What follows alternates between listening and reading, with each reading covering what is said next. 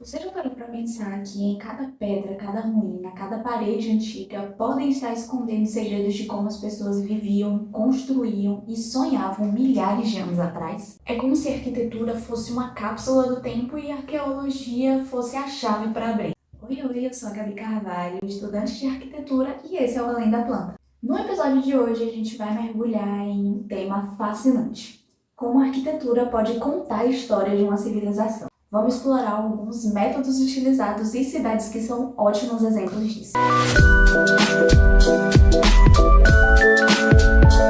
Recentemente eu li algumas matérias sobre a arqueologia da arquitetura e, sinceramente, eu achei o assunto fascinante, então eu decidi compartilhar um pouquinho dos meus achados aqui com vocês.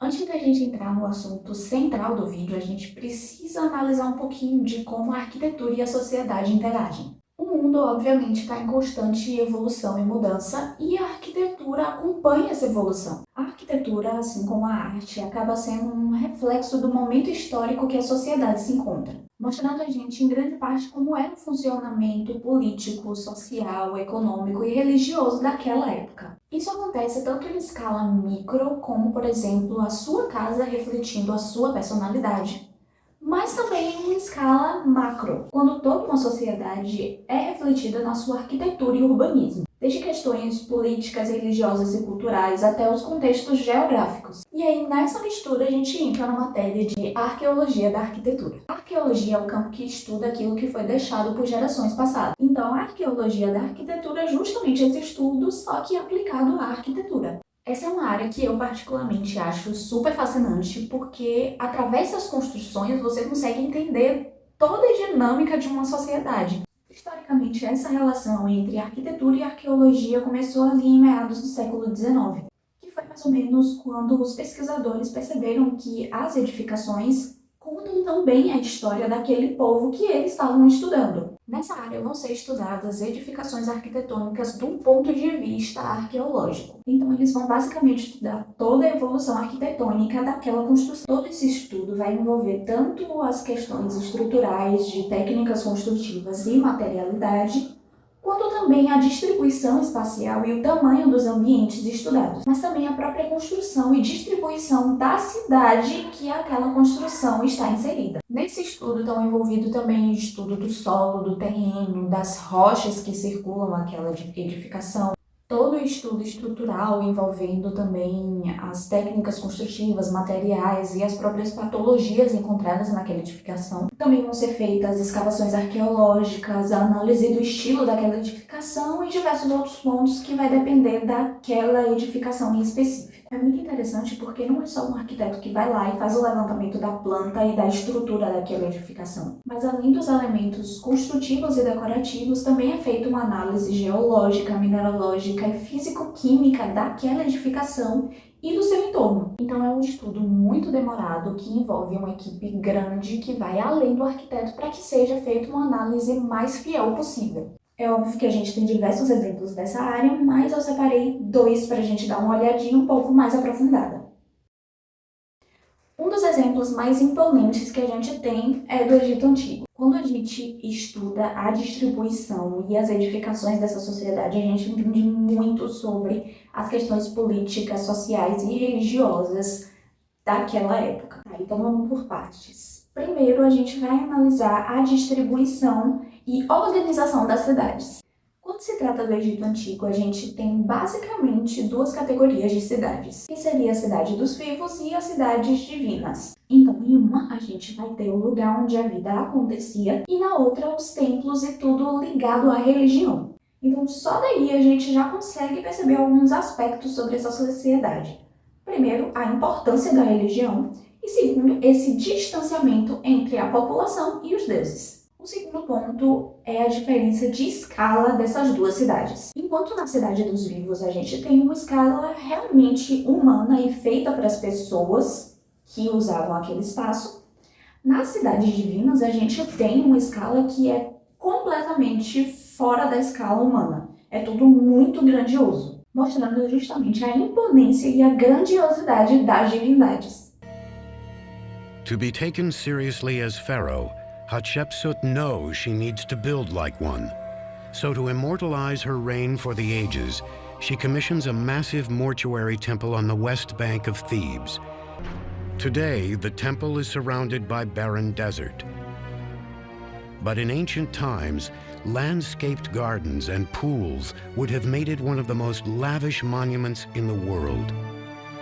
O terceiro ponto que a gente precisa analisar são os materiais. Na Cidade dos Vivos, a gente tem materiais degradáveis e mais frágeis, já que aquela edificação era feita para durar somente durante o tempo de vida do seu proprietário. Enquanto nas Cidades Divinas, a gente tem materiais mais rígidos, como pedras, que são materiais pensados para durarem durante toda a eternidade. Outro ponto muito importante são as necrópolis, onde a gente tinha as tumbas e eram realizados os rituais fúnebres. E aí a gente tem o destaque da importância da morte ou da vida após a morte para aquela sociedade. Mas não só isso, ela também destaca a dinâmica de poder e hierarquia do Egito Antigo, uma vez que as grandes tumbas e as pirâmides, ou seja, as edificações mais imponentes, eram destinadas somente aos faraós e pessoas nobres, mostrando que essas pessoas tinham um cargo e uma importância muito maior na sociedade. Inclusive, comparando a grandiosidade dessas construções com os templos divinos, fica muito óbvio que os faraós estão mais próximos das divindades do que o restante da população. After nearly 2 decades of work, Djoser's step pyramid stood 20 stories tall. To the north, a small palace was built. Adjacent to that were 2 ceremonial houses, representing Upper and Lower Egypt. Around the entire complex, which was bigger than Yankee Stadium, a massive limestone enclosure wall reached 3 stories high. Agora, trazendo um exemplo das Américas, não tem como não falar dos maias e suas cidades perdidas. Os maias mostram pra gente que a gente ainda tem muito a aprender em termos históricos. Mas voltando para a arquitetura, os maias, assim como várias outras sociedades, têm uma dinâmica de poder e hierarquia que se mostra na arquitetura, na forma das suas residências. Ou melhor, no seu tamanho, uma vez que quanto maior a casa, mais abastada é aquela família que mora ali. Enquanto a distribuição urbana, as cidades maias eram construídas baseadas na religião e no cultivo, 2 pontos importantíssimos para eles. De modo geral, as cidades eram construídas no seguinte formato. No centro, a gente tinha um templo, muitas vezes em cima de uma pirâmide. Ao redor desse templo ficavam os governantes e sacerdotes. One of the most iconic structures of the Maya, a pyramid that would stand the test of time, the Temple of the Giant Jaguar.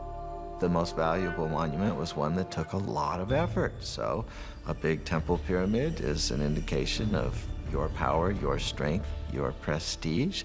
It's a way of drawing people into your city because it shows what an awesome, powerful ruler you are. Um pouco mais afastado, depois desses sacerdotes, a gente tinha os militares e suas famílias. Mais longe ainda tem artesãos e comerciantes. Ainda mais longe, na verdade, fora das cidades e mais próximos dos campos de cultivo, a gente tem os camponeses e escravos. Com essa distribuição, a gente percebe 3 pontos importantíssimos para essa civilização: a hierarquia, política e religião, sendo essas 2 últimas intimamente conectadas. Because Maya kings were thought to be divine lords, their lineage is key to survival. The end of a dynasty usually spelled disaster.